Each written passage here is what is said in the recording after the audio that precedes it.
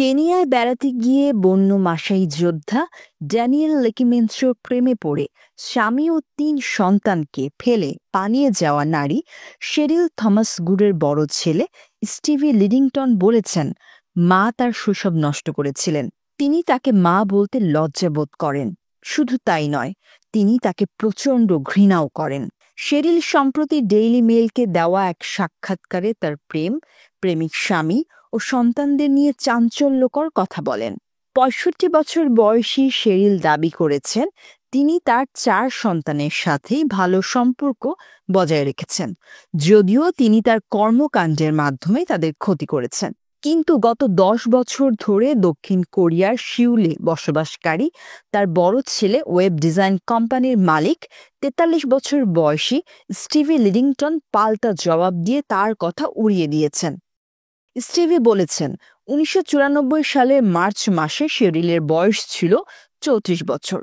ছুটি কাটাতে গিয়ে ড্যানিয়েল যখন পর্যটকদের জন্য ঐতিহ্যবাহী মাশাই নৃত্য পরিবেশনকারী একটি দলের সাথে তার হোটেলে আসেন, তখন তার প্রতি আকৃষ্ট হওয়ায় কয়েক সপ্তাহের মধ্যেই তিনি তার স্বামী মাইক মেসন ও ৩ সন্তানকে ছেড়ে দেন।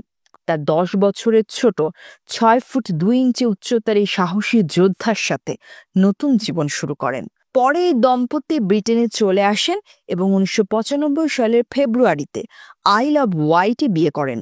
১৯৯৮ সালের জানুয়ারিতে তাদের একটি কন্যা সন্তান মিটসি জন্মগ্রহণ করেন, যিনি শেরিলের ৪র্থ সন্তান। কিন্তু ৪ বছর পর ড্যানিয়েলের সাথে তার সম্পর্ক ভেঙে যায়।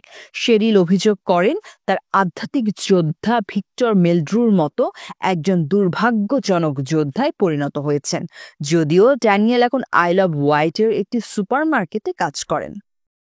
স্টিভি ঘটনার পূর্বাপর বিবরণ দিয়ে একজন মায়ের অন্ধকার দিক তুলে ধরেন, যিনি স্বার্থপরভাবে তার ১১ বছর বয়সী ছেলে ও তার ২ ভাই বোনকে প্রত্যাখ্যান করেছিলেন, যার ফলে তার মনে গভীর মানসিক ক্ষত তৈরি হয়েছিল।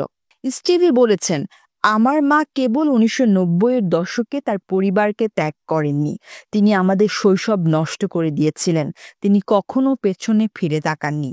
তিনি কখনোই সেই ধরনের মা ছিলেন না, যিনি তার সন্তানদের মানসিক সুস্থতার কথা চিন্তা করবেন। এই ঘটনা যাদের কষ্ট দেয়, তাদের কথা না ভেবেই তিনি এখন কয়েক দশক পরও এই বিষয়টি আবার টেনে এনেছেন। স্টিভি বলেছেন, শেরিল খুব প্রচারপ্রিয় ছিলেন, নিজেকে জাহির করতে ঘন ঘন প্রেস ও টিভি সাক্ষাৎকার দিতেন। এমনকি সম্পর্কের উপর ১৯৯৫ সালে বইও লিখেছিলেন। চার্লস ড্যান্স ও গ্রেট স্ক্যাচি অভিনীত ১৯৮৭ সালের হ্যাপি ভ্যালি চলচ্চিত্রের প্রতি শ্রদ্ধা জানিয়ে তার বইয়ের নাম দিয়েছিলেন হোয়াইট মিসচিফ। স্টিভি বলেছেন, গত ১০ বছর ধরে তার সাথে তিনি একটিও কথা বলেননি। তিনি কখনো তার নাতি নাতনিদের সাথে দেখাও করেননি। তিনি কখনো আমাদের জীবনে থাকার কোনো প্রচেষ্টা করেননি। সন্তানদের সাথে তার ভালো সম্পর্ক থাকার কথা সম্পূর্ণ মিথ্যা। আমি বছরের পর বছর ধরে তার সাথে কথা বলিনি। আমার ছোট ভাই ২০ বছর বয়সে কানাডা চলে গেছে। তার কাছ থেকে সবাই দূরে চলে গেছে। আমার মা সব সময় তার নিজের গল্প, তার নিজস্ব ভাবমূর্তি রক্ষা ও তার নিজস্ব স্বার্থে ডুবে আছে। তার সর্বশেষ এই সাক্ষাৎকার আরেকটি উদাহরণ। এটি অনুশোচনার গল্প বলে মনে হতে পারে, কিন্তু আমরা যারা কষ্টের মধ্যে দিয়ে বেঁচে আছি তাদের কাছে এটি একটি অবহেলা, বঞ্চনা ও বেদনার স্মারক। তিনি বলেন, মা তাদের পরিত্যাগ করার পর তাদের ছোটবেলা নরকের মধ্য দিয়ে গেছে। স্টিভি ও তার ছোট ভাই ছিলেন শেরিলের প্রথম স্বামী রবার্ট লিডিংটনের সন্তান, যিনি স্টিভির মাত্র ৫ বছর বয়সে পরিবার ছেড়ে চলে গিয়েছিলেন। তিনি বলেন, আমার বাবা চলে গেছেন, আমার মা ভেঙে পড়েছেন। আমি এমন কিছু দেখেছি যা কোনো শিশুরই দেখা উচিত নয়। আমাদের অযত্নে রাখা হয়েছিল। লন্ডনের দারিদ্র্যের মধ্যে বাস করা, আতঙ্কিত ও অস্থির জীবনযাপন করেছি। তারপর আমার মায়ের জীবনে মাইক মেসন এলেন। তিনি একজন ভালো মানুষ, যিনি আমাদের স্থিতিশীলতা দিয়েছিলেন। তিনি আমাদের একটি বাড়িও দিয়েছিলেন। পরে ১৯৯০ সালে শেরিল ও মাইকের একটি কন্যা সন্তানের জন্ম হয়। স্টিভি বলেন, যখন আমাদের জীবন স্বাভাবিক হতে শুরু করে, তখন সে তা ধ্বংস করে দেয়। কেনিয়া থেকে একটি ফোন কলের মাধ্যমে সে আমাদের বলেছিল সে আর ফিরে আসছে না। আমি মাইককে দেখেছি, সে কখনো পানীয় খাননি, শোকে মেঝেতে পক্ষাঘাতগ্রস্ত হয়ে পড়েছিলেন। সে তাকে এভাবেই রেখে গেছে।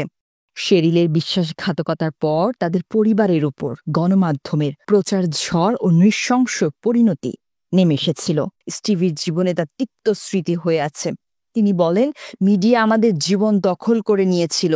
ক্রুরা আমাদের বাড়িতে এমনভাবে শুটিং করতে আসতো যেন আমরা কোনো রিয়েলিটি শো। দি সান জানায়, বাড়ি থেকে দূরে গিয়েও তার কোনো রেহাই ছিল না। স্কুলের সহপাঠীরা তাকে নিয়ে হাসাহাসি করত, সংবাদপত্র নিয়ে আসতো, শিক্ষকরাও হেসে ফেলত। স্টিভি বলেন, আমি প্রকাশ্যে অপমানিত হতাম, আমাদের পরিবার ভেঙে পড়েছিল। আর শেরিল তখন সাক্ষাৎকার দিচ্ছিল, একটি বই লিখছিল। সে জিজ্ঞাসা করেনি আমরা কেমন ছিলাম। আমি তখন কিশোর ছিলাম, প্রায় আমাকে মিটসির দেখাশোনা করতে হতো। মাঝে মধ্যেই শেরিল কয়েকদিন নিখোঁজ থাকতো, আর আমাকে থানায় নিখোঁজ রিপোর্ট দাখিল করতে হতো। আমি মিটসিকে নিয়ে ঘন্টার পর ঘন্টা পার্কে হেঁটে বেড়াতাম।